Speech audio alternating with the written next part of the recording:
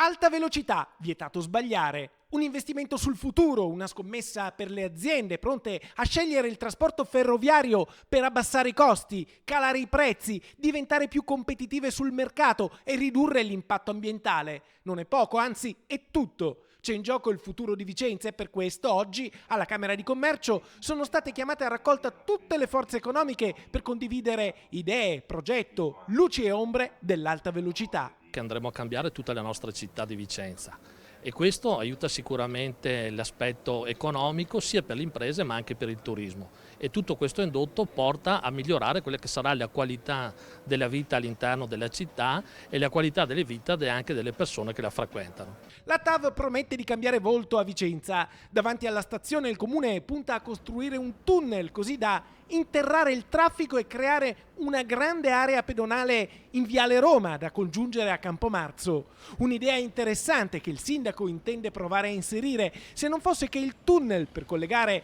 Viale Venezia con Viale Milano, che non era previsto nel progetto preliminare, tecnicamente presenti diverse criticità.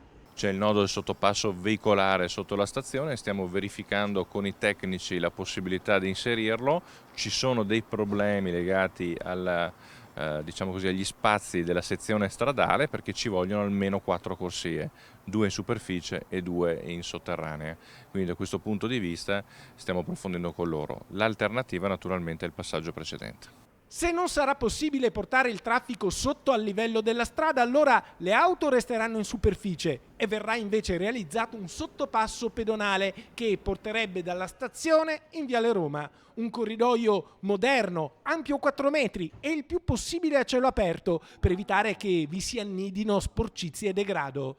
Insomma, la partita è ancora aperta. Quel che è certo è che la TAV oggi è una grande opportunità, ma per essere realizzata richiederà anni. L'attraversamento di Vicenza comporterà lavori e cantieri che trasformeranno la città e la porteranno nel futuro. Ci saranno anni di cantieri e qua bisogna vedere la disponibilità da parte delle categorie economiche, delle amministrazioni, della politica, ma anche di tutti i cittadini. Ci vuole buon senso, tanto senso di responsabilità, affronteremo degli anni difficili, ma se vogliamo lasciare un territorio e una città migliore dobbiamo far fronte a quelle che sono queste opportunità che sono irripetibili. Comporterà sicuramente dei sacrifici, ma la città sta cambiando in maniera importante rispetto a un progetto che vedrà appunto Vicenza 2030-2035 completamente diversa rispetto al passato, più funzionale, con servizi veloci di mobilità sostenibile come il filobus e soprattutto una capacità di trasporto ferroviario che aiuterà tantissimo il mondo imprenditoriale e i cittadini a spostarsi.